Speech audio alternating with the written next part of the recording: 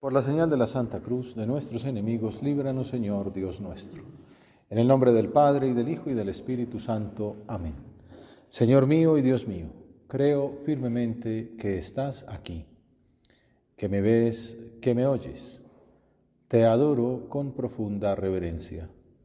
Te pido perdón de mis pecados y gracia para hacer con fruto este rato de oración.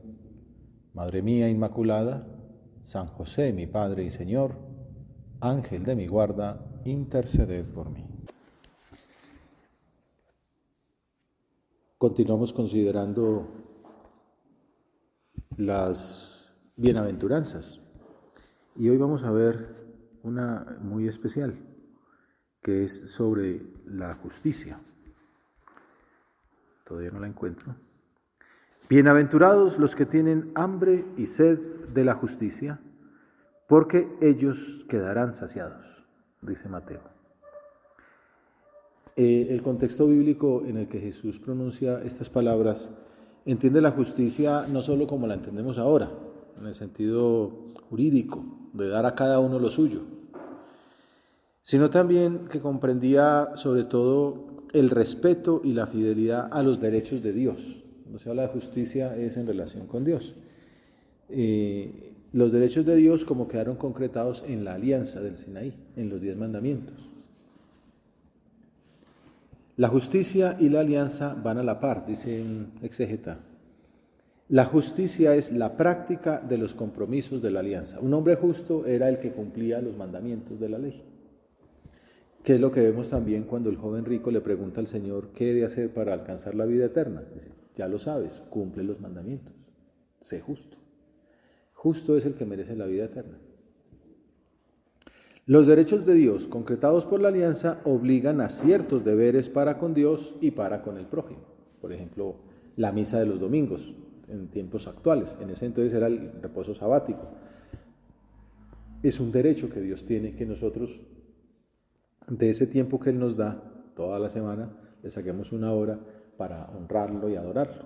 Entonces, Él tiene el derecho de que nosotros le honremos con el culto, que en realidad los beneficiados somos nosotros, porque necesitamos ese culto, necesitamos adorar a Dios, que en el fondo, como sabemos, todos los mandamientos son eso, el camino para que nosotros seamos felices. Dios no necesita de nosotros, pero es la plenitud para nuestra felicidad. Marcos, para que entendamos la importancia de la palabra justicia, en la exégesis a veces se dice, bueno, ¿cuántas veces aparece esta palabra en el texto? Bueno, en general cuando uno va a investigar, ahora que les contaba, estaba investigando el pueblo, bueno, ¿dónde sale la palabra pueblo en este documento? ¿En qué contexto? ¿Qué quiere decir? Pasa uno con justicia. ¿Cuántas veces usa la palabra justicia el evangelista Marcos? Ni una. Ahí nos vamos dando cuenta que entonces cuando se usa en otra parte, pues quiere decir, cuando un evangelista sí la usa, entonces no es que es una palabra que se mencione a toda hora, ¿no? Lucas solamente lo usa una vez, en el canto del del Benedictus de Zacarías. Mientras Mateo, que es el que estamos leyendo, el Sermón de la Montaña, la emplea 7 veces. 7 significa abundancia. Mateo, que está anunciando a los judíos que ha llegado el Mesías, está como diciendo, pues el Mesías trae la justicia. Y la palabra justicia, las 7 veces que los emplea Mateo, siempre están en boca de Jesús. O sea, Jesús hablando sobre la justicia, como ahora que estamos viendo en esta bienaventuranza. Bienaventurados los que tienen hambre y sed de la justicia, porque ellos quedarán saciados. En este sermón del monte, pues dice esto, ¿no?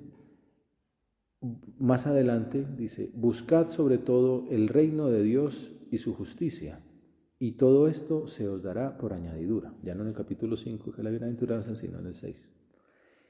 En cambio, cuando San Lucas, ustedes han visto que estamos haciendo el paralelo de las bienaventuranzas entre Mateo y Lucas, porque ambos tienen un discurso de bienaventuranzas muy parecido, pero con sus diferencias. Una de las diferencias es esta. Cuando San Lucas habla de esta bienaventuranza, dice simplemente lo de buscar el reino de Dios. Mateo, dice el exégeta que mencioné antes, indica en qué consiste esa búsqueda. ¿Qué es buscar la justicia?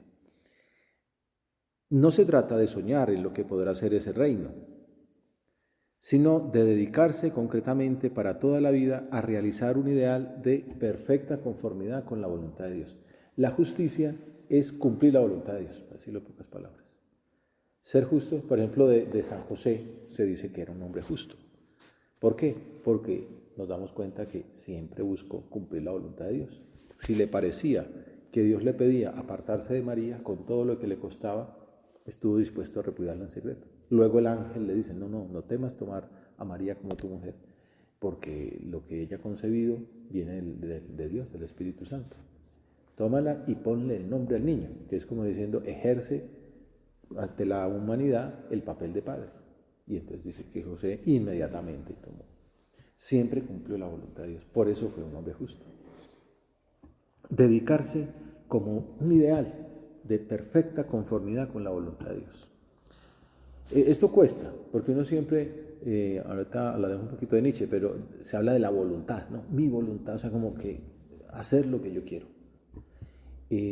Pues que forma parte como, de alguna manera, del desarrollo de la propia libertad. Claro, es muy maduro llegar a descubrir que el ejercicio de la libertad incluye el entregarla, ¿no? Porque uno siempre dice, ¿no? Be free, ¿no? Desarróllate, ¿no?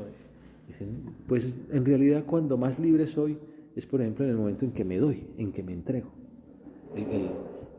Los jóvenes, los esposos que dicen, me entrego a ti y te acepto, hasta que la muerte nos separe. No sé qué va a pasar, pero ¿qué pasa? Que ejercito mi libertad, ¿no? La ejerzo, la determino, ¿no? Porque una libertad ahí en el aire, si no, mira, me comprometo, me entrego a ti. O cuando uno en la vocación dice, Señor, me entrego a ti. Ahorita que les estaba contando la historia, ¿cuántos años fue que dijiste? ¿30 y qué? ¿Cuántos años han pasado de la vocación? 36 años. Hace 36 años, Señor, me entrego a ti. Y ahí vamos, obviamente con muchos puntos para mejorar. Entonces, ¿usted no es libre? Pues claro que soy libre. Soy tan libre que me entregué. Por eso se celebran los aniversarios de bodas, ¿no? 50 años de casados. Usted no es libre. Pues mire qué tan libre soy. Mire estos hijos, mire estos nietos, mire estos 50 años de fidelidad. Eso es libertad, libertad ejercida. Pues con Dios igual. La mejor manera de ser libre es dando la libertad. ¿Y a quién mejor que al que es la libertad, al que nos la dio? Y entonces uno se entrega y no es que quede determinado, fijado, sino al contrario, tira para adelante. Es el camino de la entrega a Dios o de la entrega en general no es como, bueno, aquí estoy, ya no hago nada, sino al contrario, me abre a hacer muchas más cosas, ¿no? A la creatividad del amor. No está como ya todo determinado, que el amor es dar una rosa. Pues no, es que como a ella le gusta este dulcecito, pues le consigo el dulcecito, le traigo de paseo, bueno, compramos los regalos, pues este dije, esta magnilla, este llavero, esta cosa es lo que se me ocurre, ¿no? Y digo, esto que es tan bonito, yo sé que a ella esto le gusta, puede ser que a estos no, pero yo sé que con esto le voy a dar en el gusto. Pues con Dios igual, que el ideal de nosotros sea la perfecta conformidad con la voluntad de Dios, hacer lo que Dios quiere. Entre otras cosas, es el mejor camino para uno ser feliz. Todos lo experimentamos. Cuando uno se da, va a ser autónomo, va a hacer lo que Dios no quiere, porque soy libre. Después uno cuando ya está acá ya como decíamos ayer, con el fango, pues hasta el cuello, dice, no, esto no era bueno, no valió la pena. Y vaya usted a salir, pues, ¿no? Bueno, ahí está Dios que extiende la mano y que libera y que purifica y que limpia y que da un traje nuevo. Es decir, Señor, ayúdame a ver que eso no vale, que lo que vale la pena es cumplir tu voluntad. En resumen, como dice la Biblia de Navarra, la justicia en el lenguaje de la Biblia coincide con lo que hoy día solemos llamar con la palabra santidad. O sea, que la bienaventuranza sería, bienaventurados los que quieren ser santos, porque ellos quedarán saciados. Imagínense. Bienaventurados los que quieren ser santos, porque Dios nos dará los medios para lograrlo. Este es el centro de todo, por eso ya es como la penúltima meditación sobre las bienaventuranzas. Ya lo hemos entonado en algún momento. El gran mensaje de Jesucristo cuando está, no con los sumos sacerdotes, no, cuando está con el pueblo, es: sean perfectos, sean santos. como el Padre Celestial es santo. Eso sí que es un ideal grande. Hemos dicho que la juventud es tiempo de ideales, que me planteen cosas de significado, cosas de valor, cosas de sentido, se dice ahora. El mejor sentido es este, ser santos. O sea, llevar a plenitud todas nuestras capacidades. ¿Qué es la inteligencia? Conocer todo lo que podamos conocer. Obviamente hay que tener pues un orden, porque como no somos ómnimos, pues toca decir, bueno, yo quiero especializarme pues en este campo del saber, pero ser el que más sabe de ese campo y poner a Cristo en lo alto de ese campo. Santificar la inteligencia, santificar la voluntad, amar lo que Dios quiere, pero amar mucho, amar la creación. Bueno, esto es llevar a tope lo que podemos ser. Los mejores hombres, los hombres más felices, los que más han gozado la vida, son los santos. Y entonces, hoy renovamos esta invitación del Señor. Y renovamos quizá, para que lo hagas tú en tu oración, decirle a Jesús, Señor, gracias por ayudarme a aclararme en esto.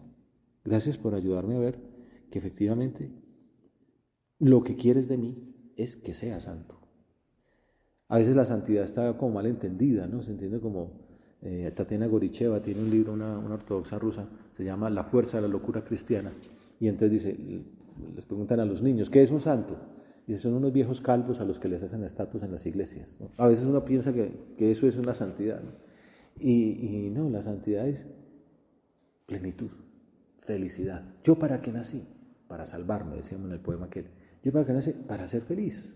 No hace falta ser cristiano para darse cuenta de eso, ¿no? Todos los hombres desean por naturaleza ser felices, dice la antropología clásica. El problema es dónde está esa felicidad. Bueno, estos también se dan cuenta en ser virtuosos. ¿Quién es el más feliz? El que es fuerte, el que es templado, el que es justo y el que es prudente. Un hombre que tiene todo eso, pues es que, claro, es que se domina a sí mismo, domina al mundo y puede hacer mucho bien. El cristianismo dice, todo eso es verdad, todo eso va a misa, pero además están las virtudes de Dios, la gracia del Señor para lograrlo, porque resulta que no somos perfectos, tenemos el pecado original, que es lo que ha destruido todo, lo que explica estos desórdenes también, las enfermedades, los sufrimientos, ¿no? el desmán, ¿no? Todas esas cosas que los hombres llevamos al mal. Pero los santos ayudan a reconciliar el mundo con Dios, reconciliarnos entre nosotros. Es como esa misión nuestra, ¿no? de hacer avanzar la humanidad, de hacer avanzar nuestra relación con la creación, de ser sembradores de paz y de alegría. Ven que todo esto son ideales grandes, cosas maravillosas. En eso consiste el cristianismo, en eso consiste nuestra felicidad. Este es el mensaje de la vida cristiana y es el mensaje que Dios le quiso recordar a San José María que insistiera en este mundo del siglo XX en adelante. La importancia de reconciliar, por ejemplo, las áreas del saber en los que nos movemos con la revelación cristiana, reconciliar la fe y la razón, la ciencia y la fe, la familia, el amor, el deporte, la diversión, bueno, tantas cosas grandes que van a misa, ¿no? Que son camino de santidad. Es una verdadera revolución. El vicario general del Opus Dei se llama Mariano Facio, es un argentino, filósofo, y tiene un libro en el que comenta el espíritu de San José María y dice lo que les mencionaba Nietzsche, no el grupo musical, sino el filósofo, decía en una obra que se llama Ecce Homo, porque soy un destino. Decía de sí mismo que él era dinamita. Es un hombre fuerte en sus expresiones. Porque con su filosofía quería hacer saltar por los aires el sentido trascendente de la vida. Y entonces don Mariano comenta, la llamada a la santidad en medio del mundo, porque esto se entendió mal, se entendía que ser santo era irse a un monte y apartarse, eso es una manera, pero la mayoría, que somos nosotros los que estamos en la calle, la llamada a la santidad en medio del mundo, por el contrario, es una mirada que descubre la trascendencia, el sentido trascendente que hay en las actividades de todos los días. Algunos de ustedes hablaban anoche en el balance el tema de la trascendencia, ¿viste tú? La trascendencia. La dinamita que quería poner Nietzsche era acabar con el sentido, hacer saltar por los aires el sentido trascendente de la vida. Nosotros con esto de que viendo un partido de fútbol, comiendo, jugando nosotros, trabajando, estudiando, saliendo con la novia, estando en misa. Todo tiene un sentido trascendente. Todo se puede ofrecer, todo viene al altar y se ofrece al Señor. Los cristianos tenemos una dinamita mejor, una carga revolucionaria. San José María escribió en Surco: si los cristianos viviéramos de veras conforme con nuestra fe, se produciría la más grande revolución de todos los tiempos. La eficacia de la corredención depende también de cada uno de nosotros. Medítalo. O sea, como el hacer verdad lo que Cristo hizo. Cristo ya lo hizo de una vez y para siempre, pero quiere asociarnos en esa labor. Por eso lo de que nosotros atraigamos a Dios ese campo en el que nos movemos. La filosofía, la política, la ingeniería, el derecho, la economía, la vida familiar, todo como que, ¿cómo hago yo para reconciliar este campo con Dios? ¿Cómo hago para traer a Dios aquí y para impregnar de Dios esta parcela del saber o de la vida social, política, familiar que el Señor me encarga? ¿Se acuerdan? Entonces la vida no es como, bueno, ir ahí día tras día, ir cumpliendo el deber, ¿no? Como con mediocridad, sino darle un sentido más alto. Estoy haciendo una misión de Dios. Se suele poner el ejemplo, que ponía un francés, Etienne Gilson, de un señor que pasa por ahí por una calle en París y ve una obra, una construcción, ingeniería civil. Y entonces le pregunta a uno: oiga, señor, ¿usted qué está haciendo? Y dice: pues, lo que ve, pegando ladrillos aquí. Y entonces ve al segundo, este primero estaba como aburrido y tal. El segundo se ve como más contento, como más ilusionado con lo que está haciendo. Y dice: buenas tardes, señor, ¿usted qué está haciendo? Dice: aquí, sacando adelante mi familia. Estaban haciendo lo mismo, ¿no? Pegando adobes, pero el uno estaba simplemente cumpliendo lo que le tocaba, el otro tenía un sentido, ¿no? Sacando adelante mi familia. Y luego el tercero está cantando un aria, está feliz de la vida y trabajando con gusto y lo llevaba más lejos. Y usted está tan contento, ¿qué está haciendo usted? Yo estoy construyendo una catedral. Los tres estaban en la misma obra, los tres estaban haciendo lo mismo. La diferencia era ese sentido trascendente que le daba el tercero. Estoy construyendo una catedral. Bueno, pues el Señor nos da esa catedral, que es reconciliar el mundo con Dios. Si meditemos, si los cristianos viviéramos de veras conforme con nuestra fe, se produciría la más grande revolución de todos los tiempos. Y uno ve santos que, San Francisco de Asís, un tipo que era clase media, un poquito acomodado, ¿no? Pues un hijo de un comerciante.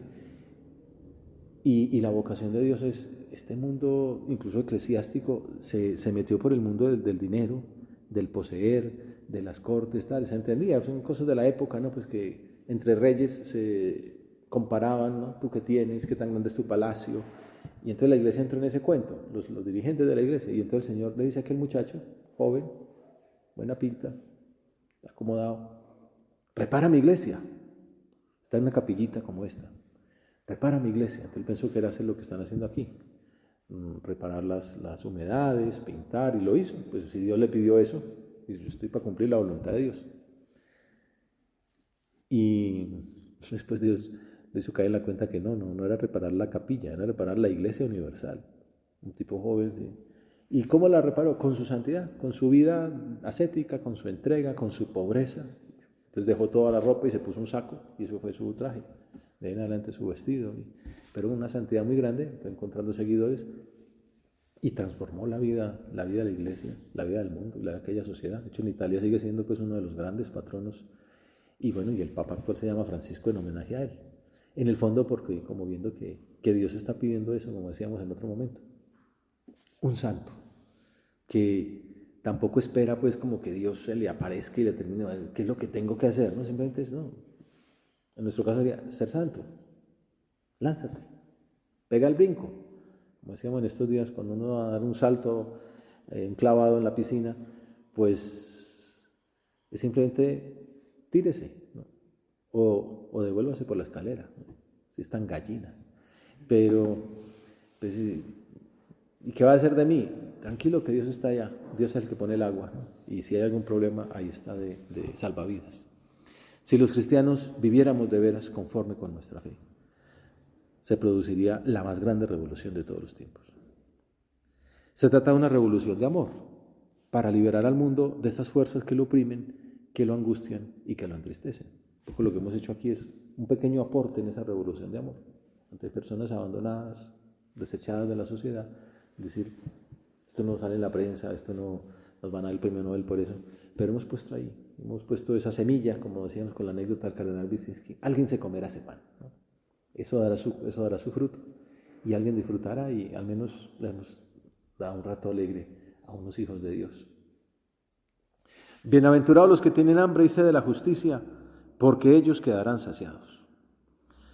Esta palabra, dice Ratzinger, es profundamente afín a la que se refiere a los afligidos, que serán consolados, la otra bienaventuranza.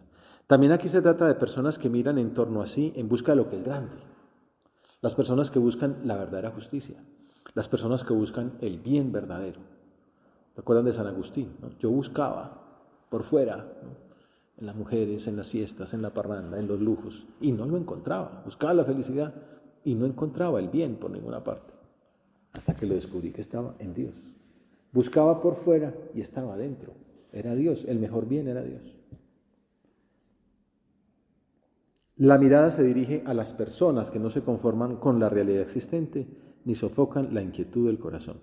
Entonces, por eso el prelado de la obra dice, el que tiene hambre y sed de justicia, procura poner por obra la voluntad de Dios. Esa es como la clave de esta bienaventuranza, cumplir la voluntad de Dios. Y así, haciendo, alcanza una saciedad que nos sacia, porque es divina. Seguramente todos hemos experimentado momentos de gran alegría. No sé, un gol o quizá un partido como el de ayer, con los chicos ahí, siendo yo feliz porque estuve ahí, pero sabiendo que estos niños están contentos porque están disfrutando, porque gente que los quiere, porque les han dado pues una torta, una gaseosa. De verdad que era un momento de alegría, una felicidad muy grande, pero tú no estabas, de pronto ni siquiera estábamos comiendo, estábamos quedándonos de último, de pronto no nos tocaba, no nos alcanzaba. No, pero no, sino como no pasa nada. Qué rico que le pude dar a estos niños ese momentico de felicidad. Qué alegría escuchar ese Dios les pague, o gracias, como no lo hacíamos para que nos agradecieran, pero ver esa gratitud tan sencilla en estos niños, es como Dios les pague, y uno dice, Dios me está pagando. Bueno, esa felicidad, en eso consiste la santidad, hacer la voluntad de Dios. Una saciedad que nos sacia, una alegría eterna, porque es de Dios. En otra parte dice el prelado que la doctrina de la Iglesia sigue siendo la misma porque el mensaje de la santidad, de la llamada a la santidad es evangélico. Como decíamos cuando Jesús le decía a los apóstoles y a los que le escuchaban, sean perfectos como su Padre Celestial es perfecto. Y San Pablo escribe en la carta a los tesalonicenses, esta es la voluntad de Dios, que sean santos. Más claro no canta un gallo. ¿Qué quiere Dios? Bienaventurados los que cumplen los que tienen deseo de santidad, los que tienen deseos de cumplir la voluntad de Dios, de justicia, que es cumplir la voluntad de Dios. ¿Y cuál es la voluntad de Dios? Ya lo dice San Pablo, ser santos. O sea que esto no es como una opción o como una idea que nunca había oído. No, en esto consiste el camino del cristianismo. Juan Pablo II dice, cuando van a bautizar a alguien, sobre todo a un adulto, le dicen, ¿usted quiere ser santo? ¿Está dispuesto a ser santo? Y dice, sí, entonces no me lo bautizo. Pues, si no quiere ser santo, no se bautice. Se bautiza porque quiere ser santo. Me venía a la memoria un amigo que le di clases pues, de vida, razón y fe, o de core curriculum de teología. Pasados 2 años venía a confirmarse porque se iba a casar. Entonces que si le podía hacer una preparación así, express. Bueno, pues le di algo a leer y nos vimos después y le hice como un examen y le pregunté cosas como para aclararle los conceptos básicos. Y hablándole de la confirmación le decía, ¿estás dispuesto a ser soldado de Cristo? ¿Y eso qué quiere decir? No, pues defender a Cristo, dar la cara por Él, y si es del caso, dar la vida por Él. Y el tipo me dice, sí, Padre, estoy dispuesto a dar la vida por Cristo. Pues, entonces te puedes confirmar. Ya te has enterado de lo que consiste la vida cristiana, ser santo. ¿Estás dispuesto a ser santo? Sí, Padre, lo voy a tratar. Y vemos también en las cartas paulinas que los primeros cristianos se llamaban entre ellos santos, estaban tan convencidos. Entonces saluden a los santos de Tesalónica, saluden a los santos de Galacia, saluden a los santos de Éfeso. No porque ellos se creyeran santos, perfectos, superiores a los demás, sino porque se sabían llamados por el bautismo a esa plenitud de la vida en Cristo. Esa es como la palabra clave del cristianismo, vida en Cristo. Cristo que vive en mí, yo que vivo en Cristo, saberme amado por Cristo. Y la santidad, si no, termina siendo un ideal como difícil, como, no, es estar enamorado, o lo de la amistad, tener ese gran amigo que es Jesús. Qué rica es la amistad, como hemos visto en estos días, estar al lado de una persona buena, noble, sencilla, que con su ejemplo me ayuda, me tira para arriba. Y si ese es Jesús, si el mejor amigo es Jesús, si estas amistades, como también algunos de ustedes decían, es una amistad en Dios. Entonces ya no es, como eso lo dice C.S. Lewis sobre la amistad, ya no somos nosotros dos mirándonos de frente a frente, sino de lado, yendo juntos y mirando al frente a Dios, al gran amigo, al que nos ha unido. Entonces todos somos felices en Dios. Eso es la santidad. Y por eso, un camino de alegría, pasarán los años y será siempre como que se va renovando, porque van llegando nuevos motivos de alegría. No sucedió en este caso. Es cierto que entre los primeros cristianos se dieron situaciones heroicas, porque tuvieron que padecer la persecución, incluso el martirio.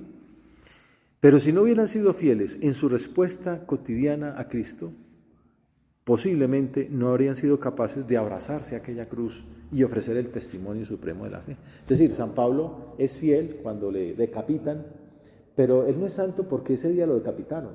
Obviamente dio la vida, pero es santo porque fue el martirio de la vida diaria. Y él cuenta por ahí en otra carta todo lo que padeció: hambres, padeció persecuciones, lo tiraron del barco, hambre, dolor, bueno, todo eso.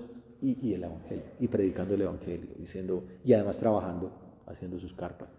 Así fue como fue santo. Y ya la coronación de toda aquella vida de santidad fue el martirio. Por otro lado, las páginas del evangelio están repletas de ejemplos de la cercanía del Señor con los pecadores, porque uno diría, santo yo, si usted sabe que yo soy un paquete. Yo también soy el primero que lo diría, ¿no? Con tantas fallas, tantos defectos, ¿no? Y entonces, no, Jesús a esos pecadores los llamaba, comía con ellos, los acogía, no los rechazaba, los quería precisamente para acercarlos al perdón. Entonces, es que esto es una maravilla, que es una llamada a la perfección para imperfectos. Y no nos asusta ser imperfectos.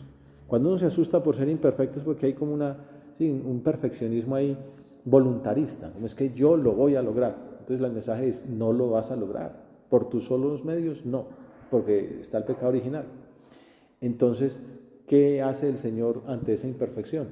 Te voy a dar la gracia. También se lo dice a Pablo. Te basta mi gracia. Entonces, sé fiel y vencerás. Con caídas en el camino. Nos vamos a ensuciar, vamos a tropezar una y otra vez, pero lo importante es tener la fuerza para levantarse. Ahí está la misericordia. El Señor nos perdonará todas las veces que haga falta. Por eso la importancia, ahí ya para ir como concluyendo, ir sacando propósitos de todo este ciclo, es un ideal grande, ser santo, con la conciencia de que soy débil. Es como si dijeran, pues, una persona que no es muy buena para el fútbol, y dice, un ideal grande, usted va a ser jugador del mejor equipo. Ya saben cuál es. Pero entonces dicen, no, pero es que yo no me muevo como este delantero, yo no hago un chute como este, yo no la disparo de esa manera que cae ahí al arco. No importa, vas a tener ayuda. Y entonces pues le ponen a uno al lado el entrenador, el fisioterapeuta, le van enseñando a perfilarse, le van enseñando a disparar. Y pasado el tiempo, y si además como que le dieran a uno, no sé, una cosa especial, sobrenatural, como que lo que uno no logra, se le va corrigiendo. Un poco es un ejemplo así sencillo de lo que es la santidad. El Señor nos dice, vas a ser santo aunque seas débil. San Pablo, él dice, pues yo soy como un aborto, yo perseguía a los cristianos, imagínense. El bien que quiero hacer no lo hago, el mal que quiero evitar es lo que hago. Eso dice San Pablo, y es San Pablo, santo. Pedro fue un traidor, traicionó al Señor no una ni dos, sino 3 veces en el peor momento, cuando estaba a punto de morir. Y ese traidor es el primer papa.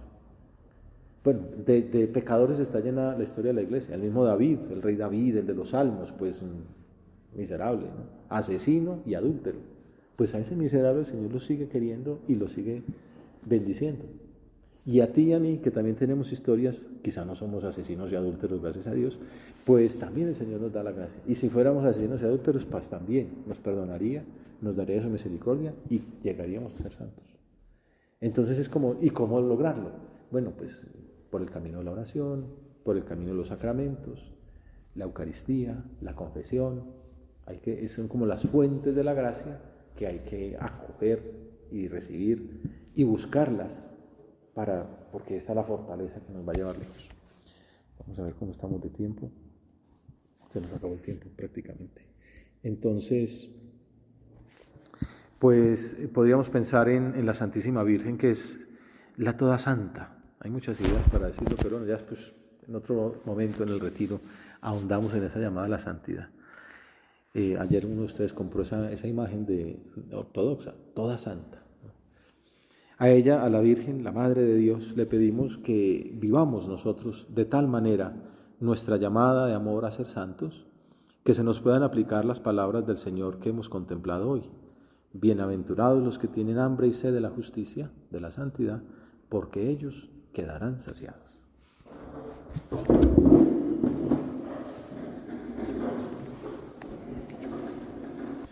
Te doy gracias, Dios mío, por los buenos propósitos, afectos e inspiraciones que me has comunicado en esta meditación. Te pido ayuda para ponerlos por obra.